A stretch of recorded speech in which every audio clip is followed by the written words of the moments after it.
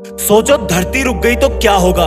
सोचो अगर हवा रुक गई तो क्या होगा। सोचो अगर किसी ट्रेन का सफर 2000 किलोमीटर है और वो 400 किलोमीटर पर जाके ही रुक गई तो क्या होगा। सोचो अगर पूरी पृथ्वी का पानी समंदर में ही जम करके एक जगह पर रुक गया तो क्या होगा। सोचो अगर डॉक्टर ऑपरेशन करते करते बीच में रुक गया तो क्या होगा। सबका एक ही जवाब है कि उनका होना ना होने के बराबर हो जाएगा। धरती घूमने से रुक गई तो उसके होने का कोई फायदा नहीं, असंतुलन हो जाएगा, जीवन समाप्त हो जाएगा। ट्रेन का बीच में रुकने से अच्छा है वो चले ही ना, क्योंकि बीच में रुकने वाला ना इधर का होता है ना उधर का। अगर नेचर में हाइड्रोलॉजिकल साइकिल यानी कि जल चक्र बंद हो गया तो भी जीवन समाप्त हो जाएगा।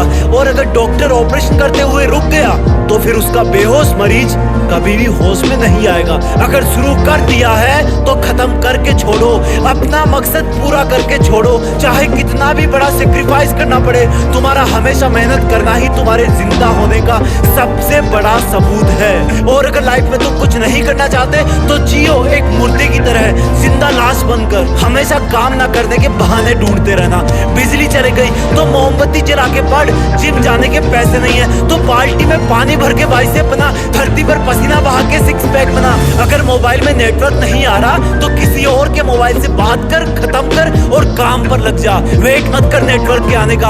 अगर स्टैंड पर बस नहीं आ रही तो भीड़ से थोड़ा हटकर स्मार्टफोन में खोए हुए इंसानों की तरफ देख के सोच कि तू आज इस भीड़ का हिस्सा क्यों है। नहीं चाहता था ना तू भीड़ का हिस्सा बनना, तो फिर जो शुरू तूने किया है उसको खत्म कर। चाहे तू किसी भी टाइम में हो, किसी भी जगह पे हो, किसी भी मौसम में हो। बड़ी दिक्कत यह है कि तुम बार बार घड़ी की तरफ देखते रहते हो। क्या देख रहे हो? अरे वो नहीं रुकने वाला। अगर तू कर सकता है तो इसमें थ्योरी ऑफ रिलेटिविटी, सापेक्षता का सिद्धांत लगा, उसको देखना बंद कर।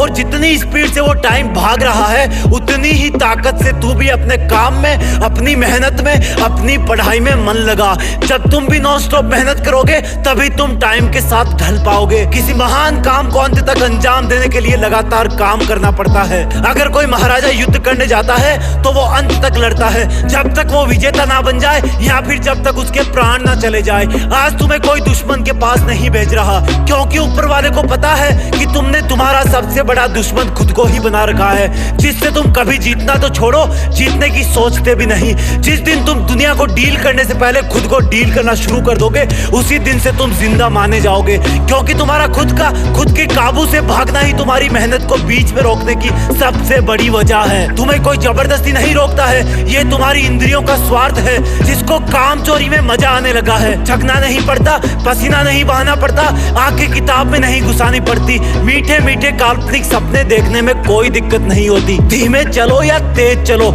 लेकिन चलते रहो, लेकिन इतना धीमे भी मत चलना कि टाइम तुम्हें पछाड़ दे, क्योंकि सब सिर्फ और सिर्फ टाइम का ही खेल है। अगर किसी के पास अनंत समय होता तो चाहे कुछ भी करता, 200 बरस भी लगातार मोबाइल पर गेम खेलता तो भी कोई फर्क नहीं पड़ता। लेकिन अगर तुम अपना हार्ड वर्क बीच में ही ड्रॉप कर दोगे तो दुनिया के करोड़ों इंसान तुमसे एक झटके में आगे निकल जाएंगे। लोगों की कमी नहीं है यहाँ, सब आगे बढ़ना चाहते हैं, लेकिन सिर्फ कुछ ही लोग हमेशा आगे बढ़ने को सीरियसली लेते हैं। वो लोग हर कंडीशन से ऊपर होते हैं, उनके अंदर के हार्मोन हमेशा उनको एक ही डायरेक्शन में पुश करते हैं कि कुछ भी हो जाए, जो मकसद मेरा है उसके लिए हमेशा मेहनत करूंगा, कभी नहीं रुकूंगा। मैं हमेशा सिर्फ वही बहाने ढूंढूंगा जिससे मैं इस दौड़ रहे वक्त के साथ चल सकूं। मैं अपने इस अंदर वाले इंसान को मेरा गुलाम बनाऊंगा, ना कि गुरु, क्योंकि जितने भी सफल इंसान हुए ना उन्होंने हमेशा मेहनत करी है, वो कभी रुके नहीं। उनके लिए भी यही भीड़ थी, यही मौसम थे, यही शरीर था, और अगर करना चाहते तो उनके लिए भी कई बहाने थे। वो लोग मोटिवेशनल स्पीच सुनते थे या नहीं सुनते